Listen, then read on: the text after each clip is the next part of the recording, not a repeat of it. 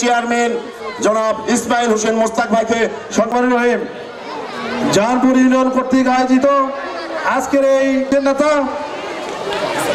নওগাঁ জেলা বিএনপির সাবেক সহসভাপতি আপনাদের প্রিয় মুখ আগামী দিনের কান্ডারি ৪৭ নওগাঁ ২ এর অভিভাবক আলহাজ খাজা নাজিবুল্লাহ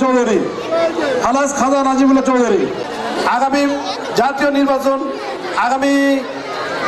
জাতীয় সংসদ নির্বাচনে আমাদের প্রার্থী আলহাজ খাজা নাজিবুল্লাহ চৌধুরীর নেতৃত্বে আজকের এই মত বিনিময় সভায় আপনারা উপস্থিত হতে পেরেছেন। ভাইয়েরা আমার, আপনারা জানেন বিগত হায়না হাসিনা এই বাংলাদেশকে লুটতরাজ করে বাংলাদেশের সম্পদ বিদেশে পাচার করে সেই হাসিনা বিদেশে পালাইছে।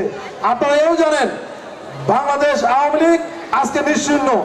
বাংলাদেশ আওয়ামী লীগের কোনো ভাই ও বোনেরা আমাদের কাছে আর ভিড়তেছে না, বাজারঘাটে দেখা পাচ্ছি না।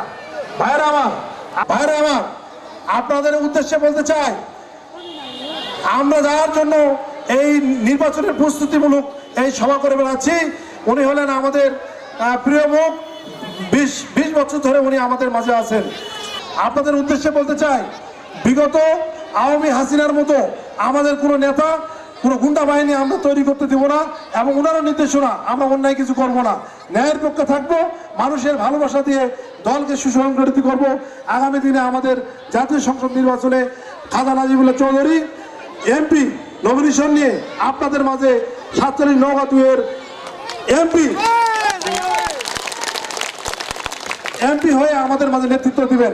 পরিশেষে আপনাদের সকলের সুস্বাস্থ্য ও দীর্ঘায়ু কামনা করে কথা শেষ করছি।